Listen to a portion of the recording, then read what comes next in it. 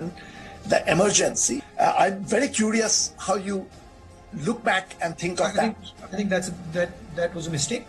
क्रांति है मित्रों और संपूर्ण क्रांति Darkest period in India's history. एक ऐसा काला दिन हमारा पूरा मकसद इस समय ये है कि स्थिति शांति और स्थिर। जय हिंद दोस्तों, स्वागत है आपका ट्रांसपेरेंट टॉक्स में। 25 मई 1975 से 21 माह तक संपूर्ण भारत ने आपातकाल को देखा है। दुनिया के सबसे बड़े लोकतंत्र भारत के इतिहास में इस 21 महीने को काला अध्याय माना जाता है। क्या सच में लोकतंत्र भारत के इतिहास में इस 21 महीने को काला अध्याय माना जाता है? तो आज इसी सच्चाई को हम मिलकर जानेंगे। आपातकाल क्यों लगाया गया था? क्या ऐसा करना जरूरी था? आपातकाल से भारतीय लोकतंत्र ने क्या सीखा? और आपातकाल में घटित घटनाओं के बारे में हम जानेंगे। इमरजेंसी लागू होने से पहले बहुत सारी घटनाएं घटी जो आपातकाल लागू कराने की अनुमति देती है, जैसे इंदिरा गांधी और सुप्रीम कोर्ट के बीच चल रहे संघर्ष, कीमतों का आसमान छूना, बेरोजगारी, छात्रों का आंदोलन और रेल आंदोलन भी चरम सीमा पर थे। इंडियन कॉन्स्टिट्यूशन में आर्टिकल 352 में देखते हैं तो इसमें लिखा है, an emergency can be declared by the president of India if India's security is threatened by war और एक्सटर्नल एग्रेशन। इंडिया में इमरजेंसी लगाई जा सकती है इन 3 कारणों से। पहला, या तो इंडिया किसी देश के साथ जंग पर जाए।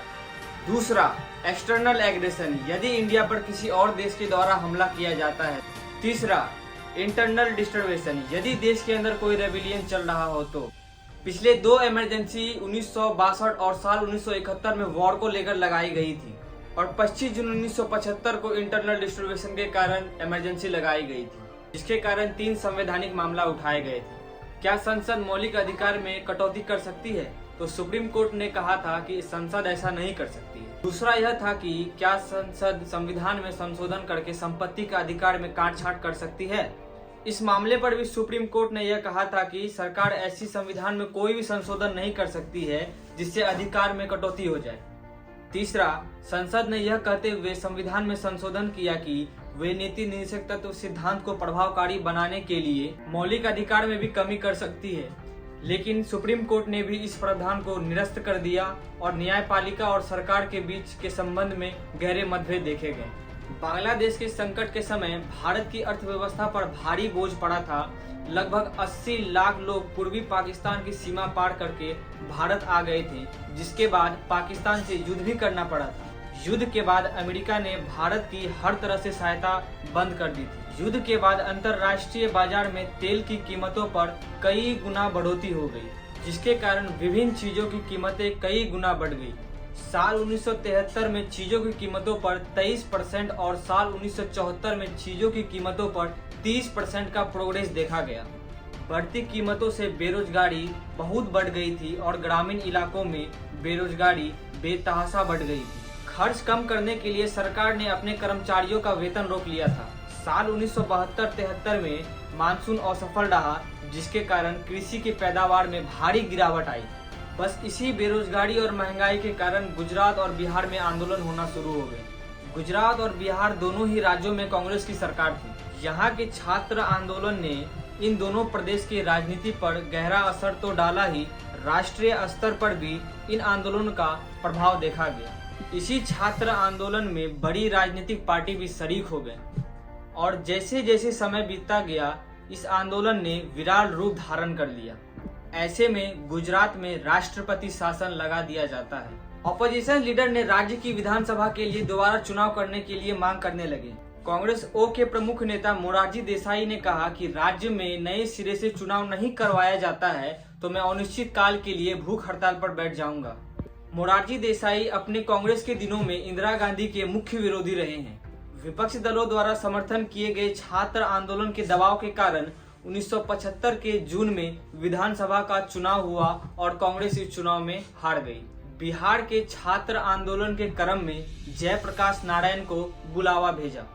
जयप्रकाश नारायण कांग्रेस सोशलिस्ट पार्टी और सोशलिस्ट पार्टी के संस्थापक और महासचिव थे। सन 1942 भारत छोड़ो आंदोलन के नायक और नेहरू के उत्तराधिकारी के रूप में देखा गया। जयप्रकाश नारायण ने छात्रों का निमंत्रण इस शर्त पर स्वीकार किया था कि आंदोलन अहिंसक रहेगा और ये बिहार में ही सीमित नहीं रहेगा।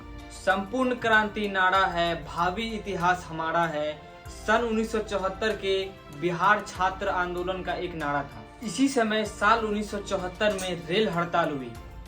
रेल कर्मचारियों के संघर्ष के संबंध में राष्ट्रीय मानवीय समिति ने जॉर्ज फर्नांडिस के नेतृत्व में रेल कर्मचारियों ने एक राष्ट्रीय व्यापी हड़ताल का आह्वान किया। यह हड़ताल 20 दिनों तक चला था और बगैर कोई समझौते के वापस ले लिया गया। भारत के इतिहास में अब तक का सबसे बड़ा रेल हड़ताल माना जाता है।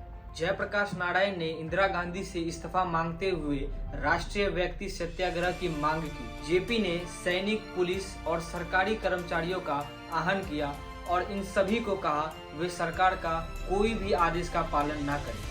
12 जून 1975 के बाद इस संघर्ष का चरम बिंदु आ गया।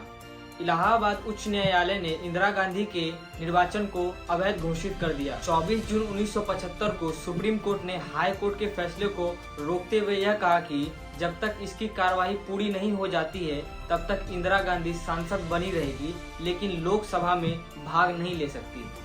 25 जून 1975 की रात में प्रधानमंत्री ने फखरुद्दीन अली अहमद से आपातकाल लागू कराने की सिफारिश की।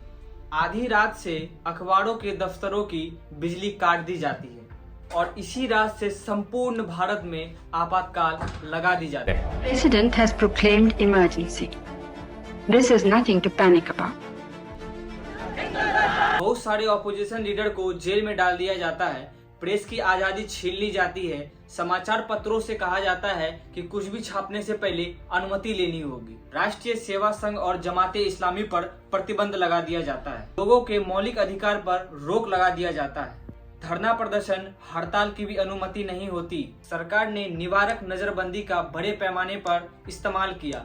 इस प्रावधान के अंतर्गत लोगों की गिरफ्तारी इसलिए नहीं की जाती थी कि उन्होंने कोई अपराध किया होगा, बल्कि इसके विपरीत इस प्रावधान में लोगों की गिरफ्तारी इसलिए की जाती थी कि वह कोई अपराध कर सकते हैं। तो दोस्तों, ये थे इमरजेंसी की जानकारियां। तो इन सभी शब्दों से राहुल गांधी की बात सत्य होती है या असत्य?